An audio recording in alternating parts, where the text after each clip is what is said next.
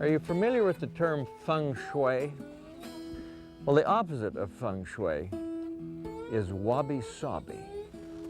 And Wabi Sabi says that there is beauty in imperfection.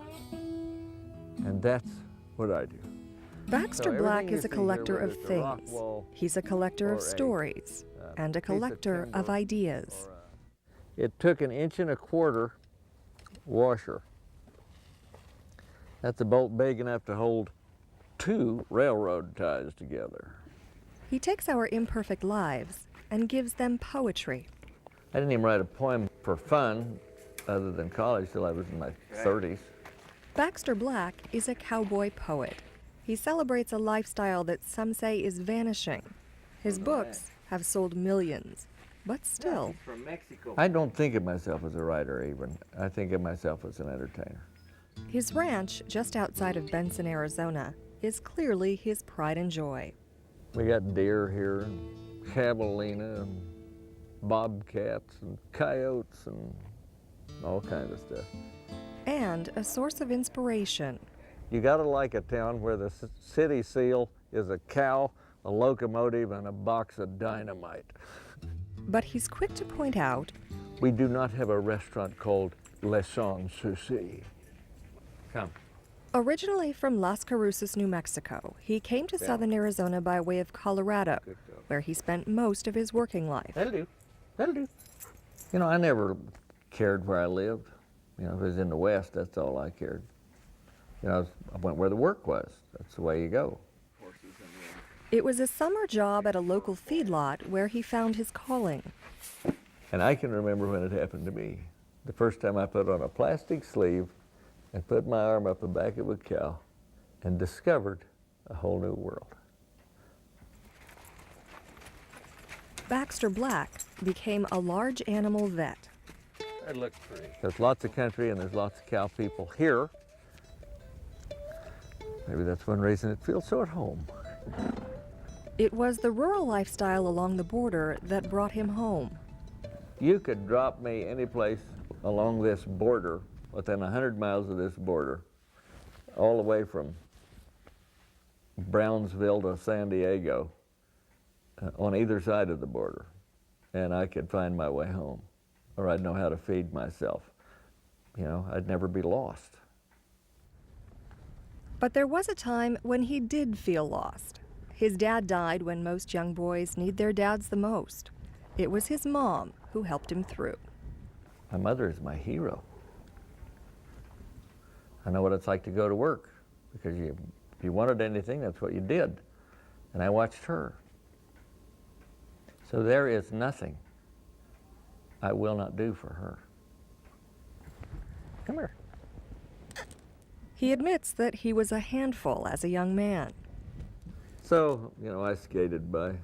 I wasn't a very good student. I got through vet school, but it was hard. It was just awfully hard for me. You might say he's traveled a rocky road to get where he is today. This one is from the Gettysburg battlefield. And this one is from Sisters, Oregon. No, this is from Sisters, Oregon. And this little beautiful rock is from Jackson Hole, Wyoming. And so I bring them home. Along the way, he's collected a box full of memories. Well, I take books when I go, ship books. And when I come back, I got these boxes. And so if I find a rock that I like, it fits in a box, and so I bring them home and put them in my walls. And Baxter Black is a collector of things. This is one of the joys of my life, the 1969 Ford F-250 3/4-ton 4-speed with split rims and a manual choke. Every cowboy needs a pickup truck and a room with a view. This is the best view on the whole place.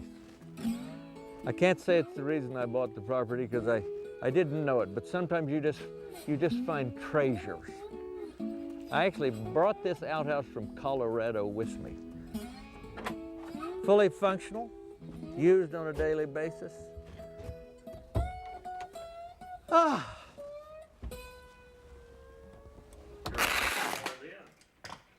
Next week it's Nashville and Elko, Nevada, Lancaster, Pennsylvania, got a little job in Tucson. Baxter Black is also an entrepreneur when he's not writing poetry or his novels, his monthly columns, or doing his radio show on NPR. His staff keeps him busy crisscrossing the country. Well, I just called to check in for this weekend and make sure everything's all right, and you still want me to come. He says he's not introspective. He doesn't think much about how he got here. He's just here. I thought I was a songwriter, and I thought I was pretty good, but I also realized finally in the end I wasn't. And how I was a good poet, I have no clue. And I don't even know that I'm a good poet, but I can sure sell a lot of them. He writes all this stuff the long way, by hand, but with lots of help. We don't have a name for it. I'm thinking about calling it Cowgirl Growl. Everyone has a part to play as the story unfolds. In conclusion, it gives me great pleasure to recognize the contribution of my neighbor, the comedic, comely character consultant, Carolyn Nolting. That's me. People tell him stories everywhere he goes. They are his audience and his inspiration. I cannot make up stories that are more outrageous than what really happens. When one of those old geezers out there who really is a cowboy and really is a good cowman and really does know what he's talking about laughs at your jokes and says, well, sounds like you've been there, kid. And I'm not a kid anymore, but that's as good a compliment as I could get. Baxter Black is a collector of stories. The best ones are about his own family. You know, I had a pretty closed mind and a pretty closed heart for many, many years. And it took a while for that to open up.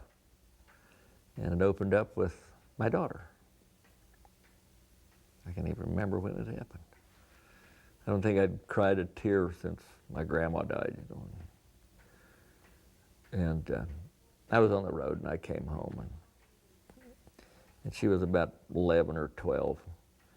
And I drove all the way into Denver to go to this track meet she was at, and she came running down the track. I mean, her legs were just flying everywhere, and I can still see it. And I just got up out of the grandstands and went around underneath and cried. And I realized, I think, what I had.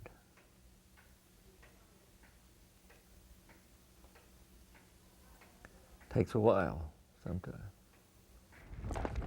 Says the man who's not introspective, who loves cows and his family, and refuses to give up on a certain way of life.